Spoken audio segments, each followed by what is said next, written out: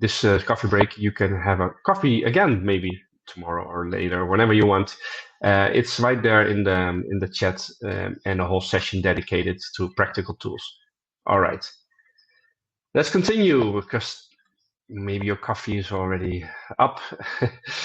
So the next unique. And then what I mean is campaigns and targeting to be unique. So you have to focus on the right profile, right?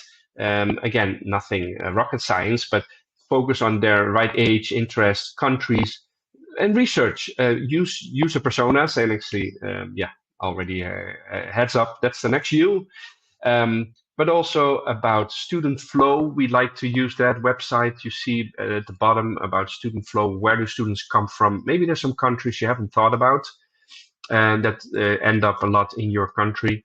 So we check this all with our campaigns for our clients as well.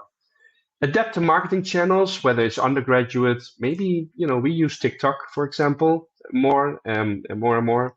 But for postgraduate, we tend to use more LinkedIn, and we have a unique way there. Talking about unique, we work with LinkedIn groups.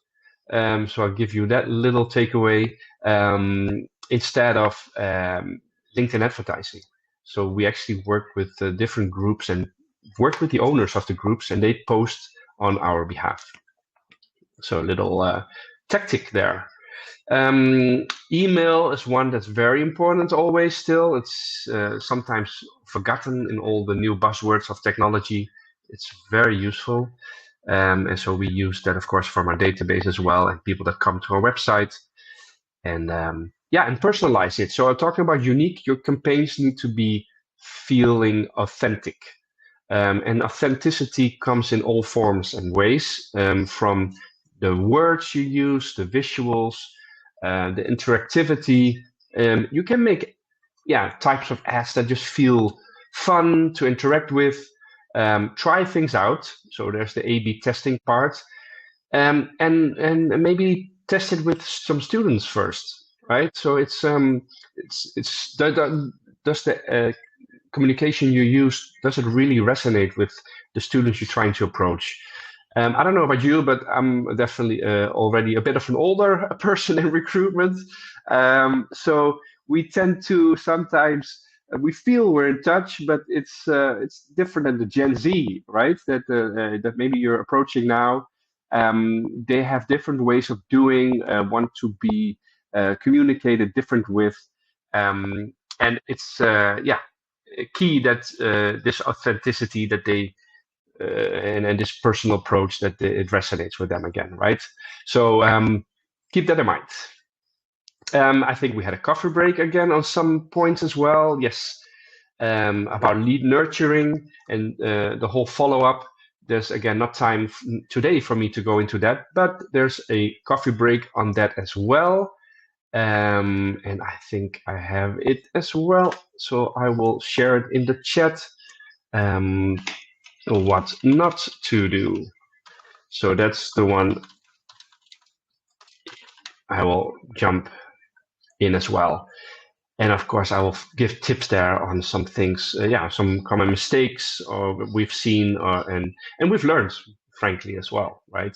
We started out making a lot of mistakes back in 2012. We lost customers for various years, but luckily we can now say a lot of them are satisfied and come back. All right, user personas. I'm going to make it a bit short here because this is typical marketing things that you probably already know, and I just want to highlight a couple of things. This first point being the one-on-one interactions. That it's important that if you do all your ads and social medias and everything, that you do follow up personally. What I mean is, for example, comment. When people comment in your Instagram, Facebook, YouTube, are you checking that? Are you checking the comments? Are you interacting there?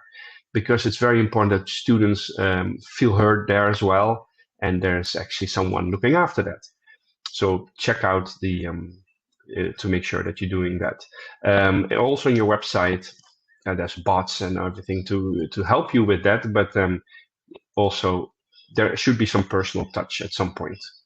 A student community, we actually have included this as well in our service, besides the webinar. Like, this is the closed environment, so to say, where, you know, as with the university, we talk to you, and the students cannot talk back in this webinar. So we felt we were missing some communication, and more important that the students can talk between themselves. So if they have joined the webinar, maybe they want to chat, see who joined, are the students from their same country? Yeah, people maybe have the same issues, challenges with visas, whatever it is, housing.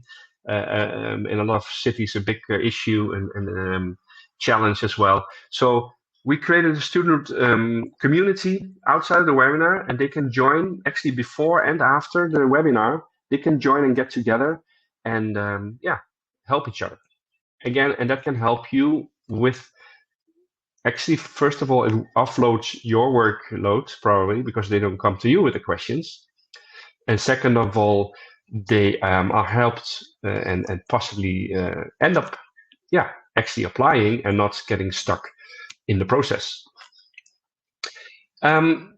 Webinars, of course, that's our expertise. Again, mentioning to have the student take center stage. Also think of different formats like a masterclass or something that really resonates with the problem that students are having maybe to come to you. Talking about housing, for example. So these are important. And yeah, I will not get into much detail there. Let's focus on the last U before I want to thank you, and that is the universal student recruitment. And what I mean with that is the whole holistic approach and insights.